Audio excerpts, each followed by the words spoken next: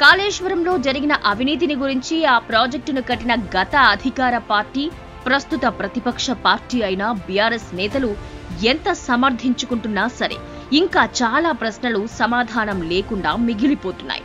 ఇది తెలంగాణ పంట పొలాల గుండె చప్పుడు అని మాత్రమే చెబుతూ ముందుకు వెళుతున్న బీఆర్ఎస్ నేతలు కొన్ని విషయాలపై మాత్రం పూర్తి స్థాయిలో స్పష్టత ఇవ్వలేకపోవటం పౌర సమాజంలో ఎన్నో అనుమానాలకు కారణమవుతోంది. ఆ ప్రశ్నలకు సవివరంగా సమాధానాలు ఇస్తేనే ఈ ప్రాజెక్టుపై బీఆర్ఎస్ నేతల చిత్తశుద్ధి ఎంత అన్నది తేలిపోతుంది. అందుకే మరోసారి ఈ ప్రాజెక్టు గురించి ప్రజల్లో ఉన్న అనుమానాలను, సమాధానం దొరకని ప్రశ్నలను మీ ముందుకు తెస్తున్నాం. అసలు కాళేశ్వరం ప్రాజెక్టుకి 30,000 కోట్ల రూపాయలు అంచనాలు వేసి చివరికి మూడింతలకు అంటే 1,00,000 కోట్లకు పైగా అంచనాలు పెంచి ఖర్చును పూర్తి చేసేందుకు ప్రధాన కారణాలు, దారితీసిన పరిస్థితులు ఏంటి? बीआरएस के लोगों ने कालेश्वरम घोटाला करके किसानों से करोड़ों रुपए लूटे। लूटे कि नहीं लूटे? लूटे कि नहीं लूटे? बीआरएस ने अपनी सरकार में कालेश्वरम प्रोजेक्ट जैसे घोटाले किए. తెలంగాణ రాష్ట్ర ఆదాయం ఏడాదికి 1,00,00,000 కోట్లు కూడా దాటే పరిస్థితి ఉండదు. కానీ కాళేశ్వరం ప్రాజెక్టుకు తీసుకున్న రుణాలు, చెల్లించే కరెంటు బిల్లులకే ఏటా 25,000 కోట్ల రూపాయల ఖర్చు అవసరమని కాగ్ రిపోర్టు కూడా చెప్పింది. ఈ మాత్రం అవగాహన కూడా లేకుండానే ఖర్చును పెంచేశారా?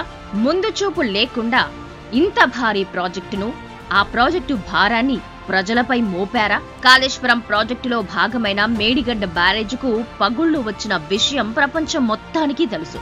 ఈ విషయాన్ని బీఆర్ఎస్ నేతలు చాలా తేలిగ్గా తీసుకుంటున్నారు. 1,00,000 కోట్ల రూపాయలకు పైగా ఖర్చు చేసి నిర్మించిన ప్రాజెక్టులో వచ్చిన ఈ పగుళ్లు మరింత పెరిగితే ప్రాజెక్టు మొత్తానికి ప్రమాదమన్న విషయం అధికారంలో ఉన్నప్పుడు బీఆర్ఎస్ నేతలకు తెలియదా? ఈ పరిస్థితి రావడానికి, ఇంతటి నిర్లక్ష్యానికి కారణం ఎవరు? మేడిగడ్డ మాత్రమే కాదు, అన్నారం, సుందిల్లా ప్రాజెక్టుల భద్రతపైన నీలి మేఘాలు కమ్ముకున్నాయి. వీటి నిర్మాణంలోనూ లోపాలు ఉన్నాయన్న ఆరోపణలు వెలుగు చూశాయి. ఏనాడైనా బీఆర్ఎస్ నేతలు ఈ విషయంపై పూర్తి స్థాయిలో స్పందించిన దాఖలాలున్నాయా? కాళేశ్వరం కమిషన్ ముందు విచారణకు హాజరయ్యే విషయంలో ఎందుకు రకరకాలుగా అనుమానాస్పదంగా ప్రవర్తిస్తున్నారు? నిజంగా తప్పు చేయలేదన్న ధైర్యమే ఉంటే ప్రిపేర్ అయి పెడుతున్న రిపోర్టులు కాకుండా నేరుగా మాట్లాడలేరా? ఆనాటి ముఖ్యమంత్రి కేసీఆర్, ఆనాటి మంత్రి హరీష్ రావు విచారణకు హాజరయ్యేందుకు ఎందుకంత హైడ్రామా చేస్తున్నారు? అసలు అవినీతే జరగలేదని నమ్మకంగా ఉంటే నేరుగా కోర్టులో పిటిషన్ వేసి మరీ న్యాయ పోరాటానికి దిగొచ్చు కదా.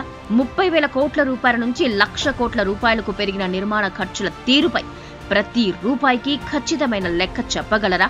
మరో కీలకమైన విషయం ఏంటంటే, ఆనాడు ప్రభుత్వంలో చాలా మంది బీఆర్ఎస్ నేతలు మంత్రులుగా ఉన్నారు కదా. ఇప్పుడు వివాదం ఇంత తీవ్రంగా ఉంటున్నప్పుడు కేవలం హరీష్ రావు మాత్రమే ఎందుకు మాట్లాడాల్సి వస్తోంది? మంత్రి మండలి ఆమోదంతోనే ప్రాజెక్టు కట్టామని చెబుతున్నారు కదా. మరి ఆనాటి కేబినెట్ లో మిగతా మంత్రులు ఎందుకు స్పందించటం లేదు? కమిషన్ ముందు ఏం మాట్లాడాలి, ఏం మాట్లాడకూడదు అన్న విషయాలపై హరీష్, కేసీఆర్ పదే పదే మాట్లాడుకుంటున్నట్టు పత్రికల్లో కథనాలు వస్తున్నాయి. అందుకు తగినట్టే హరీష్ ఎర్రవెల్లికి ఇటీవలి చాలా సార్లు వెళ్లొచ్చారు. అసలు అవినీతే జరగనప్పుడు, పూర్తి పారదర్శకంగా ప్రాజెక్టు నిర్మించినప్పుడు ఇంత ప్రిపరేషన్ ఎందుకు? ఇవి మాత్రమే కాదు, ఇంకా చాలా ఉన్నాయి. ప్రజల మనసుల్లో గూడు కట్టుకున్న అనుమానాలు కాళేశ్వరం చుట్టూ ఇంకా ఎన్నో ఉన్నాయి. అందుకే కేసీఆర్ అండ్ కో ఈ ప్రశ్నలకు స్పష్టమైన సమాధానాలు ఇచ్చి తీరాల్సిందే. కమిషన్ ముందు ఏం మాట్లాడతారన్నది ఎవ్వరికీ తెలియదు. ఎందుకంటే అదంతా రహస్య ప్రక్రియ. వాళ్ళేం అడిగారు, వీళ్ళేం చెప్పారు అన్నది బయటకొచ్చే అవకాశాలు తక్కువ. అందుకే ప్రజలు నేరుగా అడుగుతున్న ఈ ప్రశ్నలకు బీఆర్ఎస్ నేతలు నేరుగా సమాధానం చెబితే తప్ప అనుమానాలు నివృత్తి కావు.